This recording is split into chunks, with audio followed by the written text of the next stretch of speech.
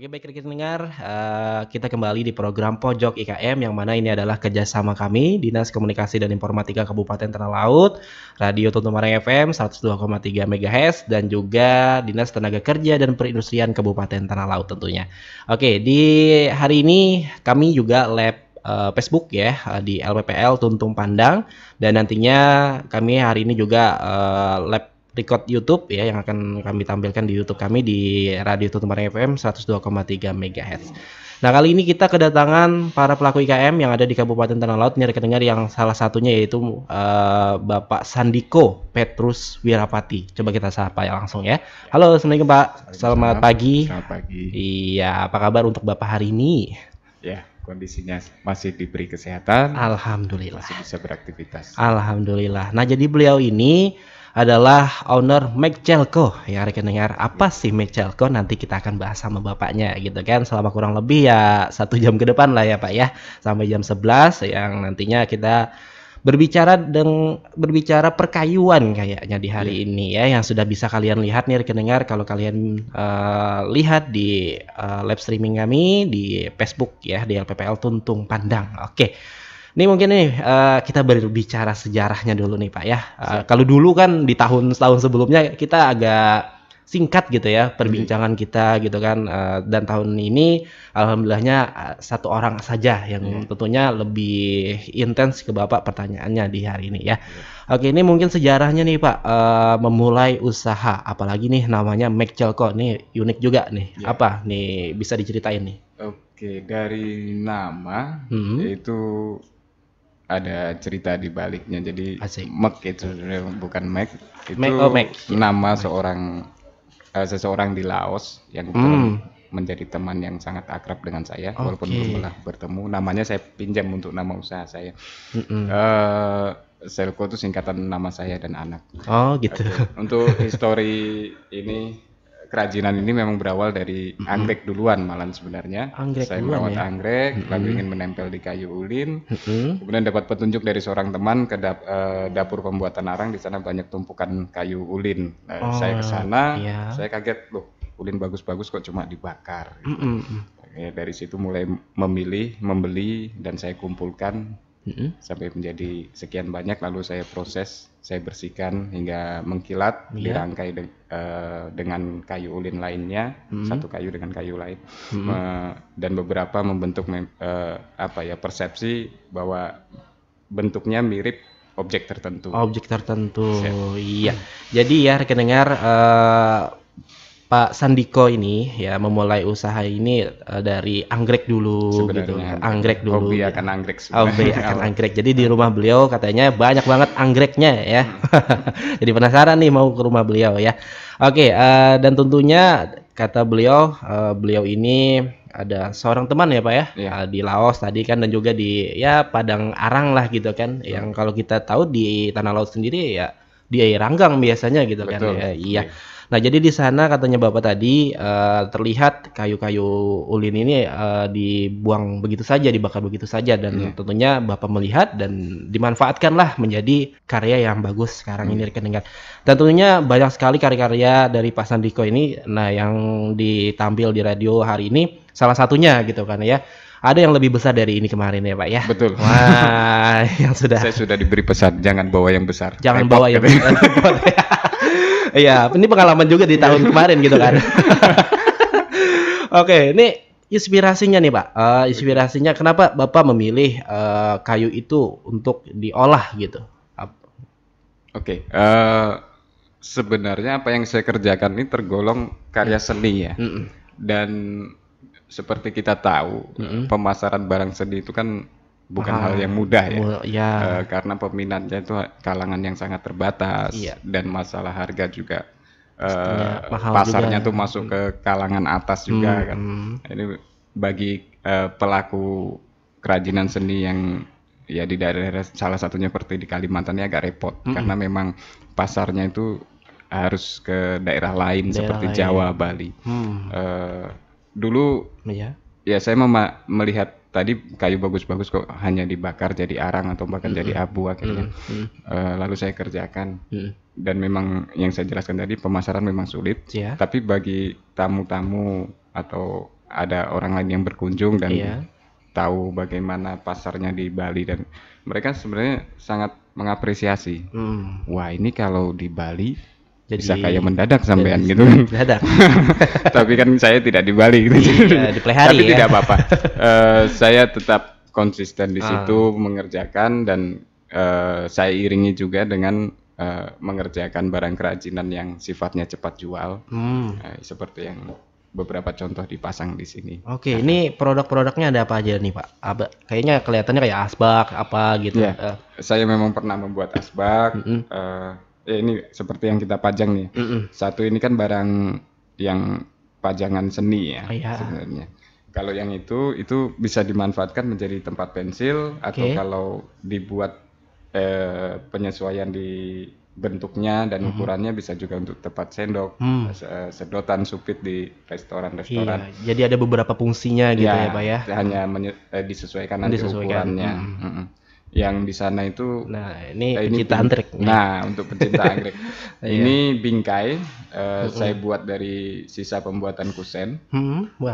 Saya lengkapi dengan blok akar pakis untuk menempel anggreknya. Jadi ini kalau digunakan bisa digantung di dinding, dan saya desain supaya paku yang untuk menggantungnya tidak kelihatan, jadi seolah hanya menempel di dinding ya. Jadi kalau istilah dalam bahasa Inggrisnya biasanya floating gitu kan, mengambang. Betul. Nah, dua barang kerajinan ini yang bukan barang seni itu saya buat dari sisa-sisa pengerjaan kusen. Nah, jadi di sana itu juga sudah tidak masuk barang yang bisa dikerjakan, kayu yang bukan kayu yang bisa dikerjakan lagi, sehingga hanya dijual karungan dan dimanfaatkan sebagai kayu bakar. Oke. Nah itu ini kan pastinya Bapak ini kesana kemari ini kan untuk mengunjungi kusen-kusen yang ada di Tanah Laut. Itu kerjasamanya sekarang ini gimana nih Pak untuk memperoleh kayu-kayu yang memang saat ini diperlukan Bapak untuk membuat karya seperti ini? Saya biasanya datang ke sana itu tidak terlalu sulit untuk mendapatkan kayu, karena ya itu tadi, bagi mereka itu sudah limbah, dijual dengan harga murah. Saya hanya menyediakan waktu untuk mencari dan membeli lalu membawa pulang dengan harga yang sangat murah. Sangat murah tadi ya. Nah, tentunya dari sangat murah ya rekan-rekan menjadi harga yang berkualitas tentunya. Nah, itu ya. Oke, jadi proses pembuatannya nih Pak dari Bapak sendiri nih dari hari ke hari gitu kan. Tentunya banyak yang dibikin, terutama yang Bapak hadirkan di sini. Itu seperti apa nih Pak prosesnya gitu? Untuk proses, saya mau berbagi untuk teman-teman yang ini memulai usaha juga. Jadi banyak orang berpikir harus ada modal, harus ada peralatan lengkap. Untuk saya sendiri dalam memproses barang-barang ini, saya lebih mengandalkan bagaimana mencari cara atau bahasa ininya mengakali. Nggak ada alat yang proporsional, nggak masalah. Yang penting ada niatnya dulu jadinya tetap mendekati bagus seperti alat-alat yang memang profesionalnya. Jadi saya mencari ide, mengerjakan, dan saya juga mengutamakan sebisa mungkin alami, karena itu yang saya sukai. Jadi saya sangat jarang menggunakan vernis atau apa itu. Nah, jadi seperti tempat pensil ini kilapnya itu alami. Jadi saya menggunakan amplas ya, dengan tahapan tertentu. Akhirnya ulin ini mengkilat sendiri. Nah, ini yang kadang kita tidak tahu gitu ya Pak ya. Kadang kan biasanya ada alat-alat yang tertentu gitu kan, tetapi pakai amplas saja ada cara-cara tertentu dan membuat sebuah yang mengkilap kayak gini kan, itu memang ada ilmunya gitu ya Pak. Susah banget gitu kan. Tentunya kita harus belajar dulu nih rekan-rekan. Tetapi dari sini Pak Sandiko ini dia menginginkan kita itu harus memakai peralatan yang ada aja dulu gitu kan Pak ya. Nanti hari demi hari pastinya kita akan ketemu caranya yang bagus gimana gitu kan Pak ya. Jadi kalau kita tidak mencoba, kita tidak akan pernah tahu. Iya, kan? Itu intinya kan. Jadi tentunya di sini kan kita memberi inspirasi juga nih kepada rekan dengar bahwa pada intinya kita harus mencoba dulu dari hari ke hari gitu kan. Pastinya ada kesulitan-kesulitan yang memang kita lalui. Cuman dari kesulitan yang kita lalui itu tentunya kita dapat ide gitu kan untuk memperkilap ini, kayak Pak Sandiko tadi, yang menurut Pak Sandiko kita nggak harus memakai alat-alat yang proporsional, tapi kita harus mengakali supaya alat ini, kayu ini lebih bisa berharga dan lebih bisa mengkilap gitu kan Pak ya, yang intinya tadi kan.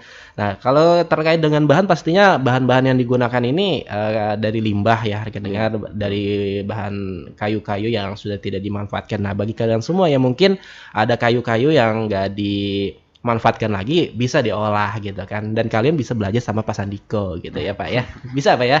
Saya tidak mengajari, tidak bisa hanya berbagi. Ya, hanya berbagi ya. Bukan profesional juga itu.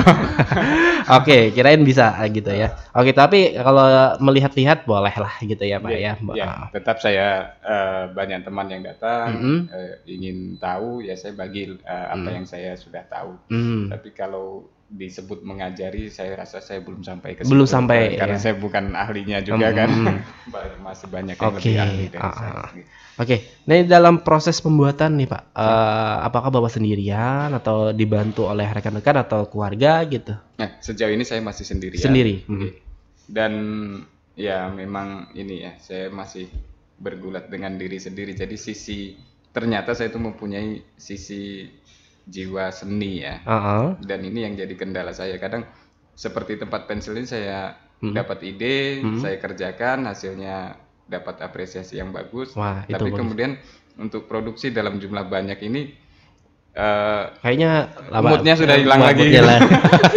Memang ada satu teman berpesan, Mas Andiko ini harus punya orang yang bekerja untuk Mas Andiko. Iya. Saya pikir cari idenya, saya coba buat barangnya, lalu saya latihkan ke orang itu, dan orang itu yang memproduksi dalam jumlah banyak. Cuma memang sampai saat ini karena situasi tertentu saya belum bisa mewujudkan itu. Tapi kedepannya saya akan usahakan supaya kedepannya ada rencananya ya, sudah ya rekeningnya ya, mudah-mudahan ada lah gitu ya Pak ya, dalam waktu dekat lah gitu kan, supaya lebih bisa berkembang lagi nantinya, lebih maju lah pokoknya gitu kan. Nih kalau boleh tahu nih Pak, dari Bapak nih kan, proses dari mengambil kayu nih ya, membeli kayu. Nah, proses menjadi seperti ini berapa lama nih Pak prosesnya nih yang dibutuhkan oleh Pak Sandiko sendiri dalam membuat hal-hal yang seperti ini yang bagus banget nih menurut Beri kan, yang tentunya memakai bahan alami kata Pak Sandiko tadi. Lamanya pengerjaan itu tergantung barang yang dikerjakan ya sebenarnya. Kalau seperti tempat pensil ini, satu hari satu orang itu bisa ya minimal 5. Apalagi kalau sudah ada pola pengerjaan yang sudah jadi gitu ya. Jadi enak prosesnya aja. Potong terus merakit dan sebagainya. Per tahap yang sudah baku ya. Jadi produksi bisa sangat banyak. Banyak ya. Kalau dengan cara yang masih saya kerjakan ya minimal 5 gitu. Minimal 5. Nah, kalau yang barang-barang seni seperti ini yang agak ribet. Nah ini. Karena ini untuk bagian yang relatif agak datar itu bisa disikat dengan sikat kawat yang diputar gerinda, tapi untuk bagian sela-selanya yang ini harus dengan manual, dengan harus jeli banget nih Pak ya kan. Benar-benar sampai bersih itu perlu waktu berhari-hari. Iya, sampai 1 hari. Iya, apalagi kan yang seperti ini aja susah, apalagi yang gede gitu kan.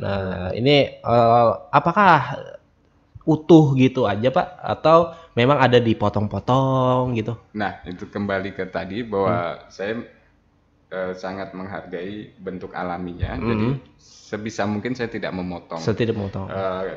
Saya melakukan pemotongan paling sering itu hanya di bagian ini, dasarnya, supaya misalnya saya perlu saya ingin kayu itu bisa berdiri. Jadi bawahnya kan harus saya ratakan. Itu pun saya usahakan sedikit sekali memotong. Sedikit saja. Karena itu tadi bentuk alaminya sendiri yang sudah dirancang oleh Sang Maha Kuasa kan sudah bagus. Siapa saya mau ngubah-ngubah gitu. Iya. Jadi ada yang mirip kuda laut, ada yang mirip burung, ada yang mirip mantap nih. Bahkan ada yang satu kayu, dalam satu kayu itu ada lafaz Allah, Muhammad. Itu yang susah tuh Pak. Ya. Jadi, itu sudah terbentuk secara alaminya. Secara alami. Tanpa diukir. Tanpa diukir ya. Nah untuk di sini kayaknya ada meja juga gitu. Betul. Ada meja. Jadi dulu sempat juga mengerjakan meja, kursi. Dan itu memang yang lebih cepat pemasarannya sebenarnya. Karena nilai fungsinya kan untuk santai gitu, jadi lebih banyak orang yang memerlukannya. Oke, ini kan kayak ada kayak akar-akar gitu kan mejanya. Ada yang memang rata aja gitu ya Pak ya. Nah ini apa yang membedakan nih Pak? Sama kayak di foto ini nih. Gimana maksud? Nah ini kan ada yang pakai iya sama yang kayak gini. Oh iya, oke. Tergantung bahan ya. Jadi cara saya bekerja itu melihat bahan, lalu ini sebaiknya dibagaimanakan. Gitu kan.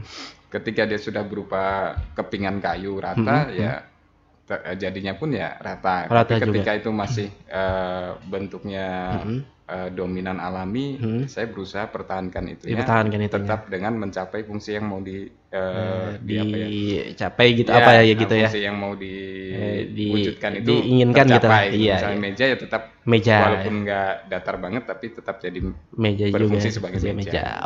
Oke.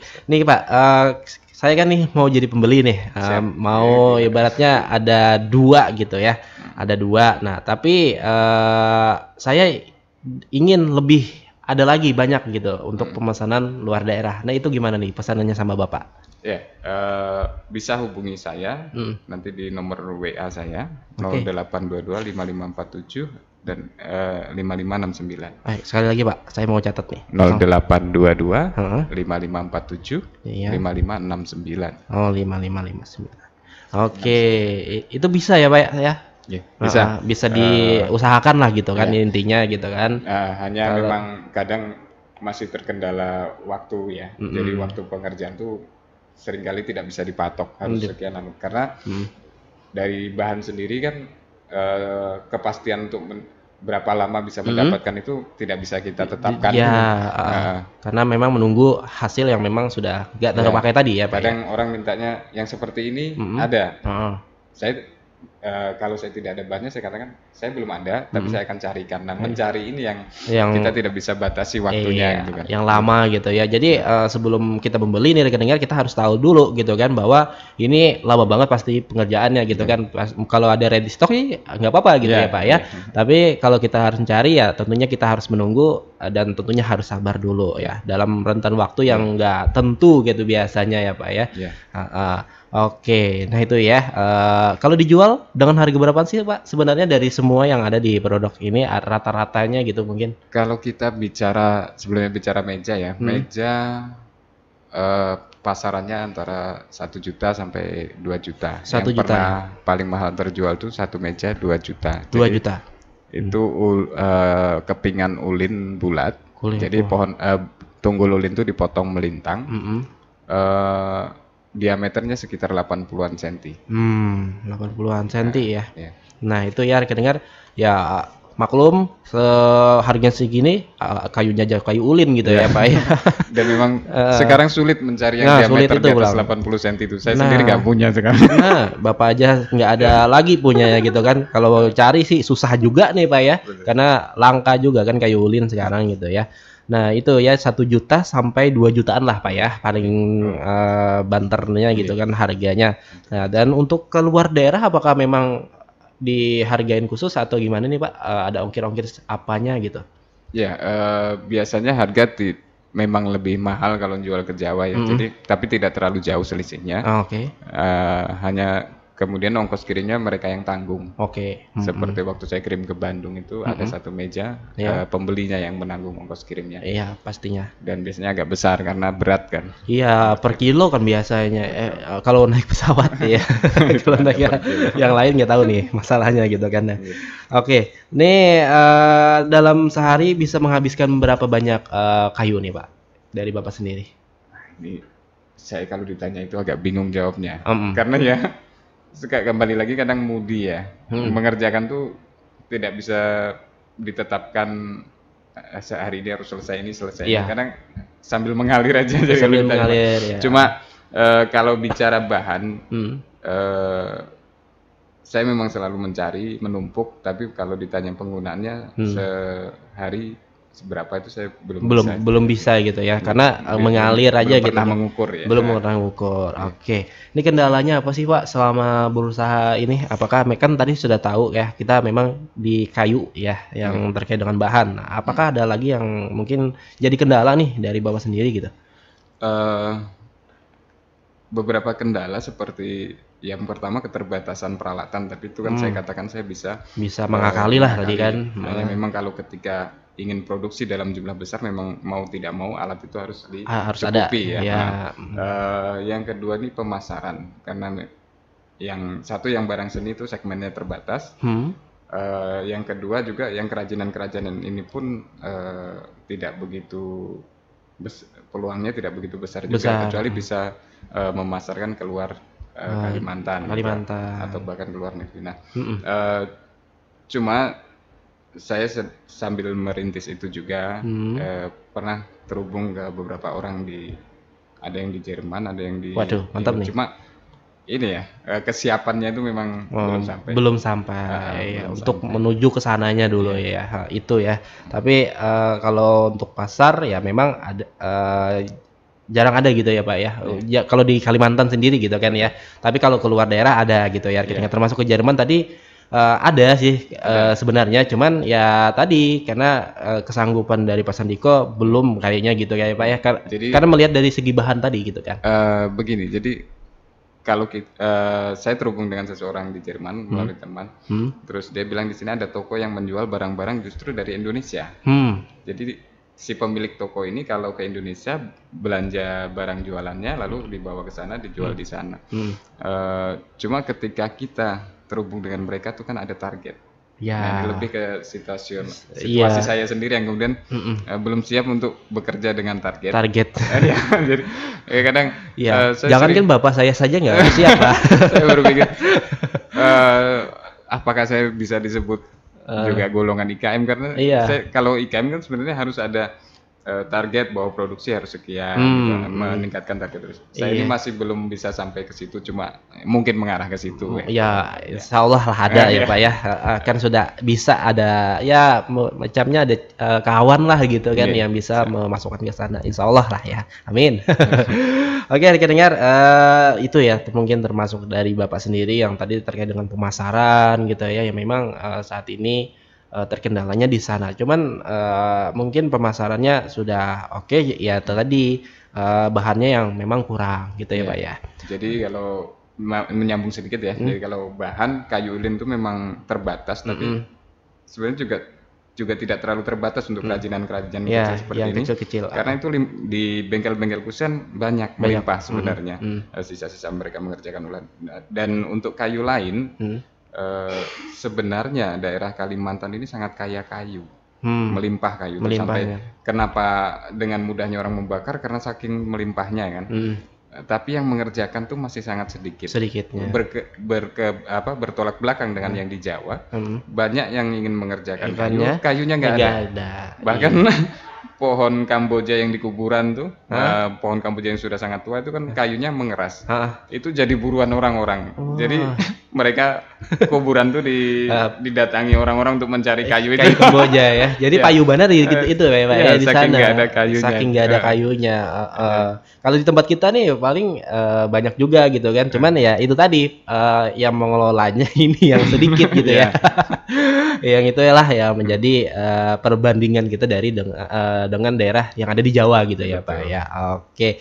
Kalau boleh tahu nih Pak, kayu-kayu yang lain apa nggak bisa gitu Pak diolah kayak kayu birik apa segalanya gitu? Bisa. Salah satu contoh yang di flyer itu, yang agak kecoklatan panjang seperti meja itu kayu birik itu. Oh, kayu birik. Cuma kayu birik ini termasuk tanaman yang sudah dilindungi, jadi tidak boleh ditebang. Waktu itu saya dapat itu sudah roboh, jadi dibelah oleh orang itu dan saya kerjakan. Iya, karena kan di daerah kita nih masih ada nih kayak di ujung batu apa segalanya gitu kan yang saya tahu. Kayu lain di simpang itu kayu lain pun sebenarnya bisa. Semua kayu bisa dikerjakan. Hanya kemudian cara pengerjaan, kualitas yang akhirnya tercapai itu kan beda-beda sesuai karakter kayu. Kalau ingin yang keras ya ulin, kalau yang kayu-kayu seperti akasia itu juga termasuk keras, tapi di bawahnya ulin. Di bawah ulin pasti. Atau kalau kayu orang sini bilang kayu sungkai itu. Oh iya. Itu kan lebih mudah lapuk. Cuma lapuk. Akhirnya ya gitu, kita sesuaikan penggunaannya nanti untuk apa, penempatannya setelah jadi di mana, gitu. Sesuai karakter masing-masing. Sesuai karakter, ya. Jadi buat kalian semua boleh pesan dari yang mana-mana aja gitu kan, tetapi dengan sesuai karakter yang ada di tempat Pak Sandiko gitu ya. Jadi jangan juga buat kalian yang seperti ulin tapi kayunya yang itu ya, nggak bisa ya Pak ya pastinya gitu kan. Ada karakter dari kayunya sendiri, kedengar yang memang susah dibuat untuk dengan kayu yang seperti itu. Ini apa sih Pak yang tentunya membedakan nih produk Bapak dengan produk-produk yang lain gitu? Apakah ada keistimewaan tersendiri, adakah ciri khasnya nih dari yang kayu-kayu yang sudah Bapak buat gitu? Semirip apapun suatu produk pasti ada bedanya ya antara orang yang satu mengerjakan dengan pasti ada yang menonjol kan gitu. Saya memang tadi cenderung lebih mengapresiasi kealamiannya itu yang saya ini utamakan. Bahkan untuk mengerjakan barang-barang seperti ini yang barang seni beberapa kali kesempatan saya terkumpul bersama dengan para pengrajin kayu di Sekalsel lah paling itu nggak ada. Rata-rata paling banter memanfaatkan ulin ini untuk meja, kursi gitu kan. Ulin-ulin yang limbah. Kalau yang seperti ini jarang. Yang membiarkan bentuknya abstrak itu setahu saya belum ada. Sepertinya hanya saya. Di Kintab juga ada teman kita Pak Gatot. Itu juga membuat meja dan bangku. Itu pun akhirnya ada kekhasan sendiri gitu ya. Kalau saya ya biar aja bentuknya alami, kakinya itu akar gitu kan. Kalau beliau lebih ada vernis, ada pinggir. Jadi masing-masing punya kekhasan dan punya cara masing-masing juga. Nggak bisa dibandingkan karena memang unik kan. Uniknya gitu ya. Jadi ya bisa dibandingkan gitu kan. Tentunya ada karakter tersendiri lah dari para pengrajin ya, rekan-rekan yang ada di Tanah Laut sendiri lah terutama gitu kan. Kalau bergelut di bidang yang original seperti ini ya tentunya ada di Pak Sandiko ya dan juga di yang kawannya Bapak. Cuma di kawannya Bapaknya tadi itu dibikin meja gitu ya Pak ya. Kalau yang original sih di tempatnya Pak Sandiko. Kalian bisa request ya kan, tempat naruh lampu bisa juga ya Pak ya. Bisa tergantung kayunya tadi gitu kan yang di tempatnya Pak Sandiko tentunya. Kalau menurut kalian itu sesuai dengan hati silakan ya dibeli gitu ya. Tapi pernah juga saya buat jadi ulin itu kropos membentuk rongga di dalamnya dan ada lubang-lubang untuk keluar cahaya kan. Jadi muncul ide saya untuk menaruh bola lampu di dalamnya dengan bola lampu yang motifnya sinarnya itu seperti nyala api. Jadi ketika ditempel di dinding ya seperti api beneran nyala gitu. Wah mantap, ini karya seni yang bagus lagi nih rekan-rekan ya. Jadi manfaatkan kayu yang rapuhnya tadi gitu ya Pak, di sisi rapuhnya gitu kan, bukan kayu rapuhnya, di sisi kayu yang rapuhnya tadi diadakin lampu gitu ya Pak ya. Bagi kebanyakan orang kan ini kayu sudah kropos nggak ada gunanya lagi. Sebenarnya dibuang aja gitu bisa jadi barang mahal. Iya ternyata dari tangan Pak Sandiko bisa jadi hal yang istimewa tentunya ya, yang bisa kita tempel di dinding ya rekan-rekan. Wah ini mantap nih ya terobosan dari Pak Sandiko yang tentunya bisa menginspirasi kita lah gitu kan. Kalau kalian ada hal-hal yang mungkin terlihat terbuang dan sederhana, tapi di tempat Pak Sandiko bisa menjadi hal yang lebih sempurna dan bisa jadi hal yang mengejutkan juga kita buat kita gitu Pak, yang orang-orang yang tidak bisa bergelut di bidang seni lah gitu kan gitu ya. Nah alhamdulillahnya di sini buat kalian ibu-ibu juga kan yang membutuhkan tempat untuk anggreknya ya bisa gitu ya. Di sini sudah Pak Sandiko akalin supaya tempat pakunya itu tidak terlihat ya, tempat pensil ada ya. Ini ada juga karya seni yang memang menampilkan kayu ulin yang original ya, cukup di amplas saja supaya lebih bisa mengkilat gitu ya Pak ya, dibersihin lah pokoknya. Dan alhamdulillah jadi karya seni yang seperti ini. Ini untuk harga seperti ini berapa Pak? Itu sangat relatif. Sangat relatif ya. Bisa sebut ketika orang sangat naksir gitu ya, naksir berat itu harganya lain gitu kan. Dia berani segini saya bayar, tapi kalau saya harus menetapkan satu persatu kadang sudah bingung ya Pak. Bingung juga gitu. Iya. Makanya saya juga sebenarnya itu harus punya rekan yang bisa menetapkan harga sekian. Kalau saya sendiri yang menetapkan itu agak susah ya Pak. Agak susah. Kalau di harga segini takutnya kemahalan ya gitu. Iya betul. Gitu jadi, kan. Ketika melihat barangnya, menemukan keindahannya, akhirnya kan terdorong untuk mematok harga tinggi. Iya. Tapi ketika kaitannya dengan si pembeli, nanti dia mikirnya kemahalan kan. Biasanya kan kayak gitu kan Pak. Orang-orang nggak enak gitu kan. Itu biasanya kan orang-orang beli gitu kan. Kalau berduit aja sih nggak apa-apa gitu ya Pak ya. Cuman yang memang suka banget dengan ini tapi ya memang ekonominya yang agak-agak sedang gitu, pastinya dia berpikir gitu kan, wah ini agak mahalan nih gitu. Ya tapi saya tidak saklek-saklek juga ya. Tidak saklek, menyesuaikan dengan pembeli. Oh beliau segini mampunya, sudah. Sudah dilepas gitu ya Pak ya. Nah itu ya harga dengar, itulah menjadi kendala juga ya buat Pak Sandiko mungkin ya di hari ini terkait dengan harga yang bingung mau menetapkan harga ini berapaan gitu kan ya. Mungkin kalau yang lainnya sudah bisa ditentukan gitu kan, tapi yang original seperti ini yang susah gitu ya Pak ya. Oke, ini kalau berbicara omset bisa nggak sih Pak per bulan atau gimana gitu? Ya ini salah satu hal yang saya nggak bisa jawab juga. Nggak bisa jawab juga ya? Karena belum ada target pengerjaan, target penjualan, belum pernah melaksanakan pengerjaan yang rutin dan konsisten gitu. Jadi saya nggak bisa katakan berapa omsetnya. Ya selama ini masih mengalir gitu aja. Mengalir aja. Mungkin di kesempatan berikutnya ketika semua sudah tertata, nanti kita akan tanya nih ya. Karena penasaran nih Per ya. Oke, nih mungkin dari segi pemasaran nih kan Pak ya, sampai ke Jawa tadi. Itu gimana sih Pak menurut Bapak sendiri untuk memasarkan ini kan, apalagi di Kalsel sendiri jarang nih kata Bapak sampai ke Kalsel, sampai ke luar Jawa, sampai ke daerah-daerah di Indonesia ini gimana tuh prosesnya? Apakah memang Bapak menampilkan di sosial media atau ada teman-teman khusus di grup apa gimana gitu untuk menjualkan ini? Saya biasanya menggunakan relasi ya, teman atau saudara. Dulu pernah beberapa kali ada pesanan dari Palembang, tapi tidak jumlah besar ya biasanya, karena dia mintanya juga produk-produk yang unik. Saya memanfaatkan ini relasi teman saya, jadi dia yang pasarkan ke sana, nanti dia dapat bagian hasilnya gitu. Yang ke Bandung itu ada kakak di sana, saya masih sebatas itu karena sebatas relasi ya. Karena ketika mau mempromosikan secara besar-besaran, saya juga nggak berani karena kesiapan saya sendiri belum sampai ya Pak ya. Ini kalau sosial medianya ada nggak Pak sih Pak? Ada apa namanya Pak?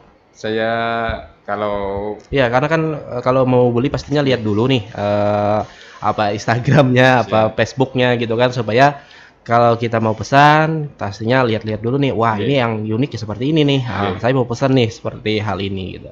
Kalau di IG saya sendiri lupa mana namanya.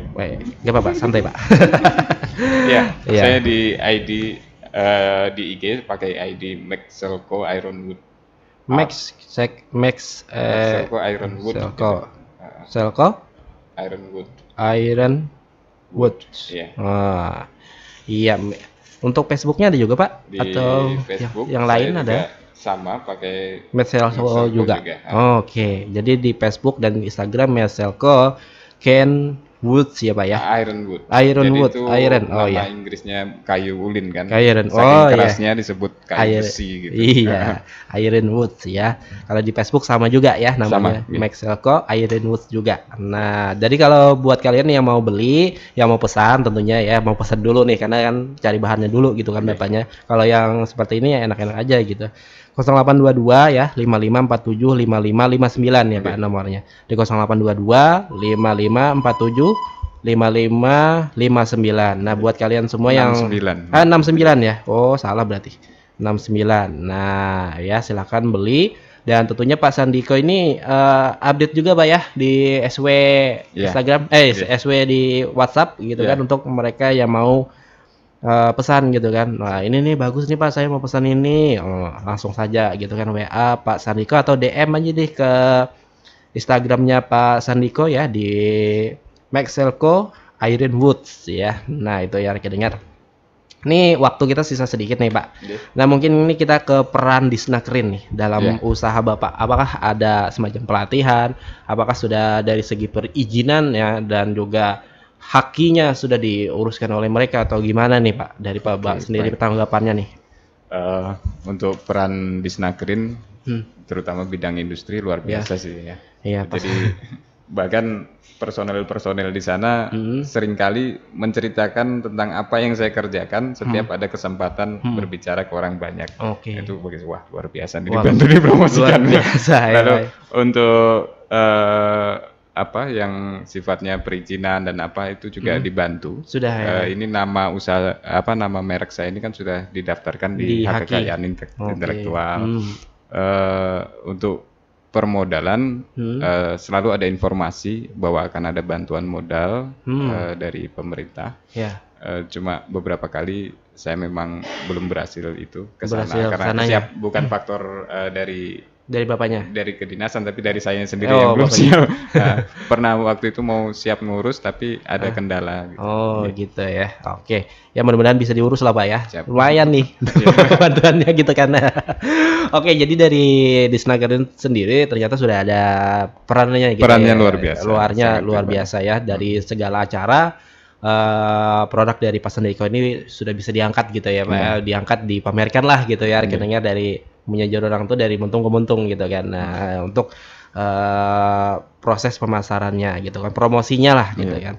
Nah, itu tadi dan juga untuk izinnya apa segalanya namanya didaftarkan di hak merek juga tadi kan ya di haki. Alhamdulillahnya sudah ya Pak ya.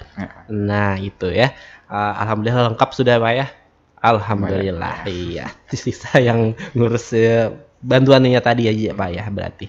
Oke, dan juga nih rekan dengar buat kalian semua jangan lupa juga ya gilianan Pak ya. Gerakan beli ampun kawan gitu kan. Nah, jadi kalau ya ada kawanan yang berusaha gitu kan di sebelah rumah kita ya tukarilah sebagai bentuk mereka lebih semangat lagi untuk mengelola itu gitu kan usaha mereka gitu ya, lebih baik lagi, lebih maju lagi dan berkembang lagi. Dan juga jangan lupa hutala kalau nggak salah ya, himung olahan tanah laut. Nah, jadi kita harus selalu himung dan selalu memberi, karena kalau kita membeli di tempat kekawanan kita di tanah laut juga pastinya perputaran duitnya itu di tanah laut sendiri. Nah, itu menjadikan tanah laut ini lebih bisa maju ke depannya insya Allah ya, amin. Nih selanjutnya nih Pak, nih di akhir-akhir nih kan ingin berinovasi apa ke depannya nih? Impian saya sebenarnya semakin banyak yang mengerjakan kayu, terutama itu yang sisa-sisa tebangan saja. Karena kalau kita menebang baru berarti kita merusak alam. Kan? Sisa-sisa tebangan itu dimanfaatkan semaksimalnya. Karena di tempat saya katakan tadi, di tempat kita melimpah kayu tapi tidak dimanfaatkan, sedangkan di tempat lain kayu yang bagi kita limbah, bagi mereka bernilai tinggi. Gitu kan. Sayang sekali kalau yang ada di kita ini karena kita merasa melimpah lalu disia-siakan. Gitu kan. Saya setiap bertemu dengan teman selalu saya bagikan ide, bahkan orang yang baru kenal pun ketika tertarik untuk datang dan melihat saya ceritakan. Saya ingin mewujudkan bahwa banyak pengrajin kayu di Kalimantan ini memanfaatkan kayu-kayu yang sudah ditebang dan sisa-sisa saja gitu, jangan menebang baru. dengan banyaknya yang mengerjakan itu juga akan menarik perhatian orang dari daerah lain. Iya, betul. Kemudian di sana banyak pengrajin kayu. Di sana ada produk ini. Ketika besar kan lebih terlihat. Lebih terlihat lagi, banyak, lebih terangkat lagi itu. Kalau hanya 1-2 seperti sekarang ini kan kurang mudah diketahui orang. Iya, kurang maksimal ya Pak ya. Dalam segi pemasarannya atau segi ketahuan dari masyarakat luarnya gitu ya Pak ya. Yang tahunya dari dalam aja gitu kan ya. Itu pun kalau kita nggak punya relasi pastinya di situ-situ aja gitu ya. Untungnya Pak Sandiko ini punya relasi yang memang bisa membantu untuk penjualannya Pak ya. Nah jadi buat kalian semua yang mungkin ada keinginan membeli ya silakan dibeli ya kan, atau ada keluarga yang ingin membeli produk kayu silakan dihubungi Pak Sandikonya gitu kan. Kalau kalian mengikuti Pak Sandiko di Instagram gitu kan, lihat-lihat wah ini bagus nih, teman saya mau beli Pak, bisa nggak gitu kan. Nah langsung ya kan, perpanjangan tangan dari kawan kalian ke Pak Sandiko bisa gitu ya. Nah itu harapan nih Pak ke depannya untuk produk Bapak ini ke depannya apa? Harapannya ini terakhir harapan saya itu tetap ya sebagaimana orang yang menekuni usaha itu pengennya berkembang. Saya berharap suatu saat ada situasi yang memungkinkan saya mengajak orang lain untuk bekerja dengan saya. Dengan pasti ngajarin juga nih Pak. Saya cari idenya, saya buat contohnya, saya latihkan ke mereka yang ngerjakan. Kemudian saya bergerak ke ide lain. Kalau sementara punya ide dikerjakan, stop di situ, lalu ganti ide lain. Ini nggak lanjut. Nggak lanjut ya Pak.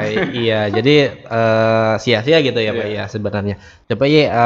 Tapi bagus nih Pak Sandiko ini punya banyak ide ya rekan-rekan.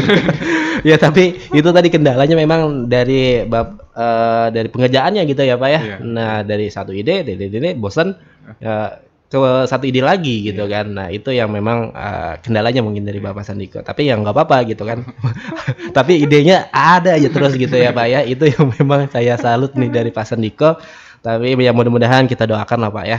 Doain mudah-mudahan kedepannya Bapak punya teman gitu ya untuk mengelola ini lebih maju dan tentunya penjualannya lebih bagus lagi di tanah laut juga dan juga di luaran daerah. Nah jadi saya berterima kasih banget nih buat Pak Sandiko yang sudah berhadir. Terima kasih juga saya sudah diberi kesempatan di sini. Iya, ke Radio Tutmareng FM untuk memberikan informasi yang berkaitan dengan kayu gitu kan. Walaupun pertanyaannya agak sedikit gini-gini aja, cuman ya mudah-mudahan ini bisa menginspirasi buat para pendengar gitu ya.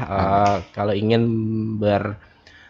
bergelut di bidang perkayuan ya memang susah sih sebenarnya gitu kan, harus punya seni yang tinggi gitu ya Pak ya untuk mengelola ini. Cuman ya kalau kalian ingin belajar dan menekuni pastinya insya Allah akan jadi seperti yang Pak Sandiko buat hari ini ya. Nah itu, dan kalau kalian boleh mau lihat-lihat Pak ya, boleh Pak ya? Boleh, silakan. Di mana tuh Pak? Sementara ini saya masih tinggal di Jalan Profesor Dr. Supomo. Ya. Jadi nomor 25 kalau tapi dalam waktu dekat kemungkinan besar saya akan pindah. Oh pindah. Iya. Nanti saya informasikan lebih berikutnya. Lebih lanjut ya. Jadi kalau kalian pantengin aja tuh. Kalau bulan-bulan ini masih 1-2 bulan ini masih bertahan di sana. Masih bertahan di sana. Kalau ingin belajar, melihat-lihat gitu dengan ya. Senang hati. Kalau ada yang mau datang ingin tahu, saya selalu sediakan waktu untuk berbagi. Ya kan. Kalau ini kan pakai bahan yang alami nih. Jadi mungkin mau belajar, mau pernis apa gitu di rumah ya kan. Nah, boleh kalian cari tahu ke Bapak Sandiko gitu kan, mau bertanya-tanya mungkin ya. Kalau mau ngajarin pastinya susah gitu gitu. Katanya Bapak tadi kalau apa yang sudah saya tahu saya bisa bagikan. Kalau dibilang saya mengajarin, saya merasa saya sendiri belum cukup ahli untuk mengajari gitu ya. Untuk disebut mengajari. Iya, sharing-sharing lah gitu kan ya. Kalau sharing-sharing aja nggak apa-apa gitu kata Pak Sandiko. Oke, itu ya rekan dengar. Cerita dari Pak Sandiko untuk usaha, dan mudah-mudahan kita akan bertemu lagi Pak ya di lain waktu, di lain kesempatan. Kalau ada lagi wah dalam waktu yang akan datang gitu kan. Dan semoga pertemuan berikutnya saya sudah produksi rutin ya, rutin dan membawa karyawannya mungkin ya, dan yang lebih bagus lagi tentunya gitu kan, barang-barang yang dibuat gitu ya Pak ya. Tentunya ini sudah bagus, cuman yang lebih apa ya, lebih oke lagi gitu ya, yang membuat kita ini terkesima lah gitu ya. Oke, ya itu saja pendengar, mudah-mudahan kita akan bertemu lagi juga di hari Selasa tentunya di program Pojok IKM, karena di setiap hari Selasa kita menghadirkan beberapa pelaku IKM termasuk Pak Sandiko hari ini ya, karena ada wadai yang biasanya ya kan, perwadaian, ada perkayuan seperti Bapak Sandiko, dan juga perudangan lah gitu kan, yang lain-lainnya pokoknya. Oke, terima kasih. Dan tentunya saya yang bertugas Muhammad Fahri dan juga Pak Sandiko. Oh iya, mohon pamit. Assalamualaikum warahmatullahi wabarakatuh.